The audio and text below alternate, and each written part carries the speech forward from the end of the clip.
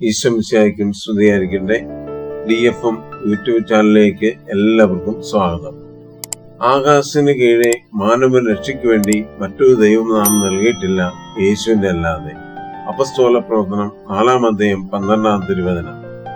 ഈ വചനത്തിൽ വിശ്വസിച്ച് 1997 കാലഘട്ടങ്ങളിൽ ഞങ്ങൾ ഡിവൈനിൽ വന്ന് ധ്യാനം കൂടുകയും ധ്യാനം കഴിഞ്ഞ് ബൈബിൾ കോളേജിൽ ചേർന്ന് 7-ാം ബാച്ചിൽ ചേർന്ന് പഠിക്കുകയും അത് കഴിഞ്ഞ് ഞങ്ങൾ ഇടവകയിലെ പ്രാർത്ഥന കൂട്ടായ്മകൾ സംഘടിപ്പിച്ചു. 2001 കാലഘട്ടം മുതൽ ഡിവൈനിലെ ബഹുമാനപ്പെട്ട സത്യം പറഞ്ഞ നേതൃത്വം നൽകുന്ന ഡിവൈൻ കൂട്ടായ്മയുടെ ഒരു എളിയ വചന പ്രൊഫഷനായി ഞങ്ങൾ പ്രവർത്തിച്ചു.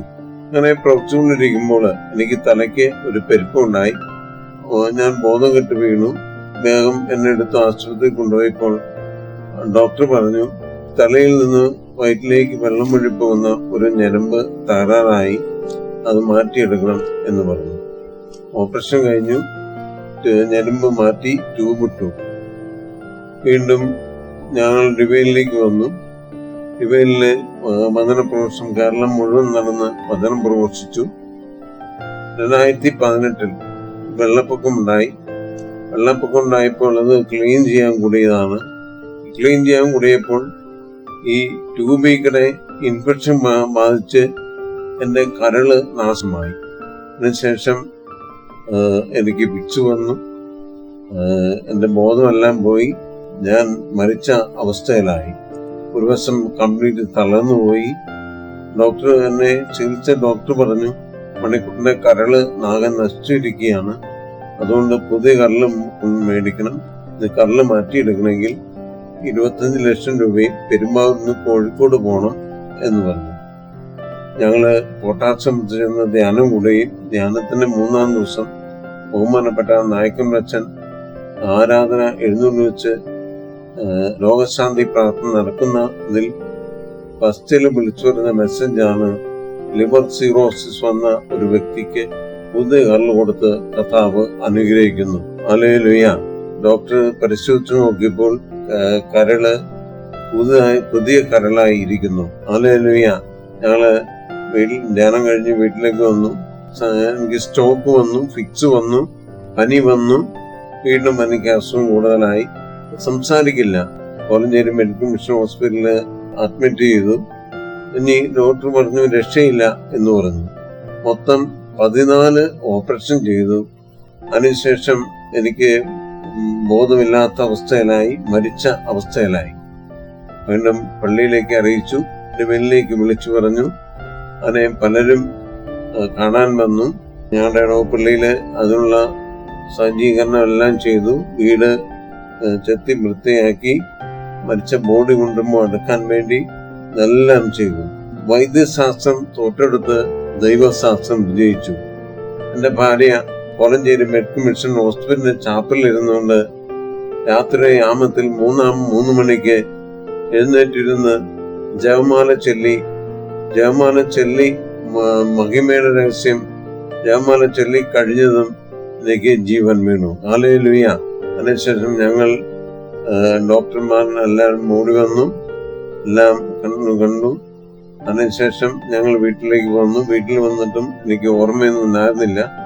വീട്ടിൽ കിടന്ന കിടപ്പായിരുന്നു. എന്റെ ജീവിതകാളിയാണ് എന്നെ നോക്കി സൂക്ഷിച്ചു കൊണ്ടുവരുന്നത്. ഒരു സുപ്രഭാതത്തിൽ ഞാൻ പ്രാർത്ഥിച്ച് എന്റെ ഉള്ളിൽ പോകുന്നുണ്ട്. എങ്കിലും എനിക്ക് എന്റെ ഒരു വശം കംപ്ലീറ്റ് തളർന്നുപോയി.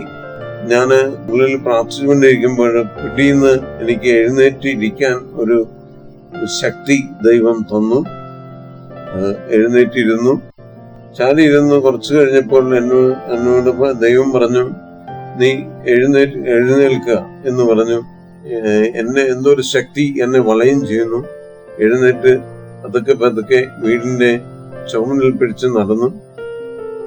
അത് കഴിഞ്ഞ് പാലിറ്റീവ് കെയർ വന്ന് സ്ട്രെച്ചർ കൊണ്ട് തന്നു. സ്ട്രെച്ചറിൽ ഇരുത്തി എന്നെ പെരയുടെ മുറിയിലൂടെ എല്ലാം ഓടിച്ചു നടന്നു.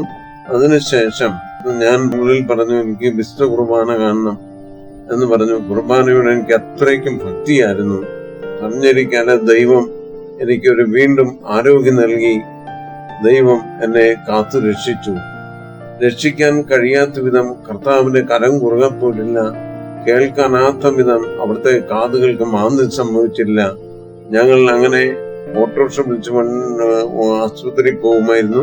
മാസം മാസം ചെക്കപ്പ് നടത്തിക്കൊണ്ടിരുന്നു. ഡോക്ടർ പറഞ്ഞു, നടന്ന ഏറ്റവും വലിയ ഓപ്പറേഷനാണ് മണിക്കുട്ടൻ്റെത് എന്ന് ഡോക്ടർ സർട്ടിഫിക്കറ്റ് ചെയ്തു. അതിനുശേഷം എനിക്ക് പെട്ടെന്നൊരു ശക്തി ദൈവം തരികയാണ്. തന്നിട്ട് എന്നോട് പറഞ്ഞു, നീ മിറ്റത്തോടെ പതുക്കെ എഴുന്നേറ്റ് നടക്കാൻ പറഞ്ഞു. അപ്പൊ എന്റെ ജീവങ്ങളിൽ പറഞ്ഞു എന്നെ മിറ്റത്തോടെ നടത്തണം എന്ന് പറഞ്ഞു. മിറ്റത്തോടെ വീടിന്റെ ചുമരിൽ പിടിച്ച് മിറ്റത്തോടെ ഇങ്ങനെ നടന്നു വന്നു കഴിഞ്ഞപ്പോൾ ഒരു വടി എടുത്ത് തരാൻ പറഞ്ഞു. വടിയിൽ പിടിച്ച് നടന്ന്